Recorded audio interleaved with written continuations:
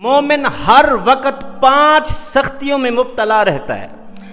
Number 1، مومن کے ساتھ حسد کیا جاتا ہے۔ پتہ ہے حسد کسے کہتے ہیں؟ کسی مومن کی کامیابی، اس کی صلاحیتوں اور اللہ تعالیٰ کی طرف سے دی گئی نعمتوں کو برداشت نہ کرنا اور دل میں یہ خیال کرنا کہ سب کچھ اسی کو مل رہا ہے، مجھے کیوں نہیں مل رہا، اسی کا نام حسد ہے۔ اسے حسد کہا جاتا ہے۔ ایمان کی کمزوری ہی انسان کو حسد کی طرف لے کر جاتی ہے۔ کسی بندے پر اللہ تعالیٰ کی دی گئی نعمتوں سے حسد کرنا، اللہ تعالیٰ کی دی گئی نعمتوں سے جلن محسوس کرنا، یہ بے وقوفی کی علامت ہے۔ ایسے لوگ جو ہوتے ہیں نا، وہ بے وقوف لوگ ہوتے ہیں۔ جب کسی مومن کے اندر کمالات آنے لگتے ہیں، خوبیاں آنے لگتی ہیں، تو دوسرے لوگ اس مومن سے حسد کرنے لگ جاتے ہیں، اس کو نقصان پہنچانے کی کوشش کرتے ہیں۔ جبکہ اسلام نے یہ زور دیا ہے کہ حسد سے بچو، حسد سے بچو، اس لیے کہ حسد انسان کی عقل کو کھا جاتا ہے۔ جب انسان کی عقل نہیں رہتی، پھر وہ کسی مومن کو نقصان دینے سے پہلے اپنا نقصان کر بیٹھتا ہے۔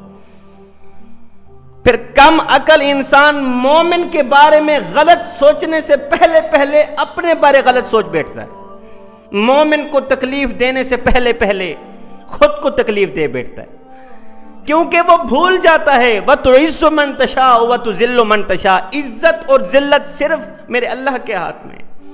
اللہ تعالیٰ جسے چاہے عزت دے، اللہ تعالیٰ جسے چاہے ٹھکرا دے، اس سے کوئی پوچھنے والا نہیں ہے۔ وہ جس کو عزت عطا کر دے، ساری کائنات مل کر اسے بے عزت نہیں کر سکتی، اور میرا اللہ جسے ٹھکرا دے، ساری کائنات مل کر اسے عزت نہیں دے سکتی۔ فرمایا مومن کو 5 سختیوں میں مبتلا کیا جاتا ہے۔ نمبر 1، اس کے ساتھ حسد کیا جاتا ہے۔ نمبر 2، منافق مومن سے بغض رکھتا ہے۔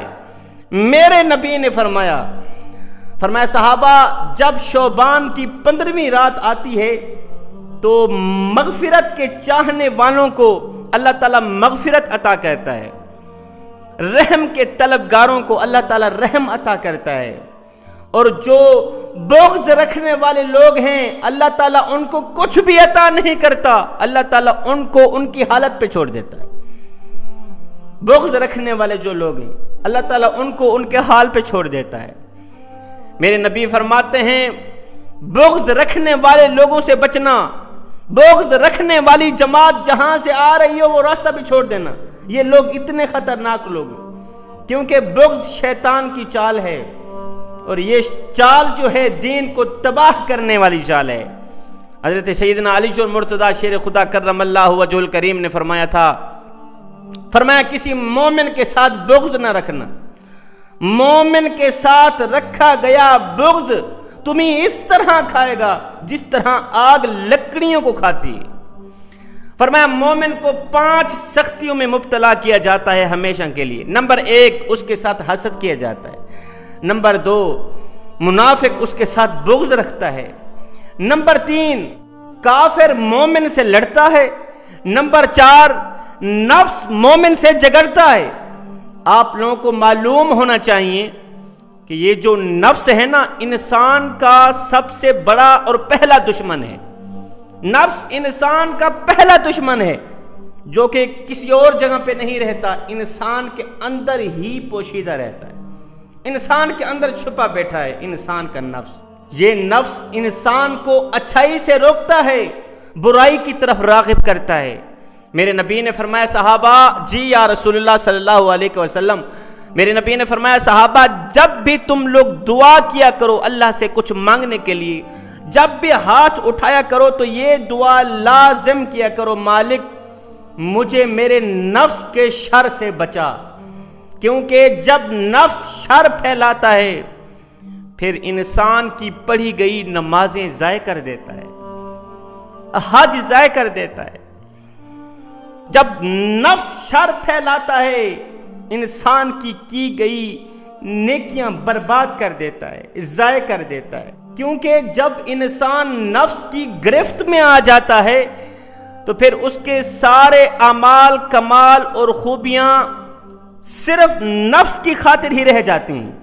وہ سارا کچھ اپنے نفس کی خاطر ہی کرتا ہے. وہ نماز پڑھتا ہے دکھاوے کے لیے، قرآن پڑھتا ہے دکھاوے کے لیے، کسی کی مدد کرتا ہے دکھاوے کے لیے، کیونکہ انسان کا جو نفس ہے یہ گناہوں کی جڑ ہے. انسان کا جو نفس ہے انسان کو برائی کی طرف لے کے جاتا ہے، اچھائی کی طرف لے کر نہیں جاتا. یہ حقیقت ہے کہ جب نفس بے لگام ہو جاتا ہے تو پھر بندہ فرعون و حامان بن جاتا ہے. یہ وہی نفس تو ہے جس نے حابیل کو قابیل سے قتل کروایا. یہ وہی نفس جو ہے جس نے زمین پر پہلا قتل حابیل کو قابیل سے مروایا. یہ وہی نفس تو ہے جس نے ابو جہل ابو لہب کو جہنم کا ایندھن بنایا. یہ وہی نفس تو ہے جس نے فرعون سے خدائی کا دعویٰ کروایا. یہ وہی نفس تو ہے جس نے مدینہ کے یہودیوں کو ہدایت سے محروم رکھا. فرمایا مومن کو 5 سختیوں میں مبتلا کیا جاتا ہے، ہمیشہ کے لیے وہ مبتلا رہتا ہے. ایک، اس سے حسد کیا جاتا ہے. دوسرا، منافق اس سے بغض رکھتا ہے. کافر اس سے لڑتا ہے. نفس اس سے جگڑتا ہے. نمبر 5، شیطان مومن کو ہر وقت گمراہ کرنے کی کوشش کرتا ہے. ہر وقت گمراہ کرنے کی کوشش میں لگا رہتا ہے، کیونکہ ایک مومن یہ چاہتا ہے کہ اس کی زبان ہر وقت ذکر الہی سے تر رہے. اس کی زبان ہر وقت اللہ سے تر رہے. لیکن شیطان اس کے اندر یہ وسوسے ڈالتا ہے کہ اب اللہ کے ذکر کو چھوڑ، اب تھوڑی دیر کے لیے درود شریف پڑھ، کیونکہ درود شریف پڑھنے سے اللہ تعالیٰ کی رحمت برستی. اب یہ مومن درود شریف پڑھنے لگ جاتا ہے. تھوڑی دیر گزرتی نہیں، پھر شیطان کہتا ہے تھوڑی دیر کے لیے استغفار ہی پڑھ. استغفار پڑھنے سے بندہ آفات و بلیات سے محفوظ رہتا ہے. تھوڑی دیر کے لیے وہ استغفار پڑھتا ہے، تھوڑی دیر کے لیے بندہ استغفار پڑھتا ہے، پھر شیطان اس کے اندر سے یہ وسوسے ڈالتا ہے کہ تھوڑی دیر کے لیے وہ والا وظیفہ پڑھ لے، وہ والا عمل کر لے، وہ والا عمل کر لے. اب یہ مومن اس سوچ میں الجھ جاتا ہے کہ اب میں کون سا ورد کروں، کون سا ذکر کروں، اب میں کیا کروں، نماز پڑھوں، درود پڑھوں، استغفار پڑھوں. اب یہ جو الجھن ہے یہ آگے آ جاتی ہے، ذکر پیچھے رہ جاتا ہے. انسان کے سوچنے کی، مومن کے سوچنے کی یہ جو الجھن ہے نا، یہ آگے آ جاتی اور ذکر پیچھے رہ جاتا ہے. شیطان کی چال سے بچنا، نفس کی چال سے بچنا. نفس کی جو چال ہے، شیطانی نفس کی جو چال ہے، دین کو تباہ و برباد کر دینے والی چال ہے. میں دعا کرتا ہوں اللہ تعالی ہمیں حق سچ بولنے کی توفیق عطا فرمائے. آمین ثم آمین. وما علینا الا البلاغ المبین.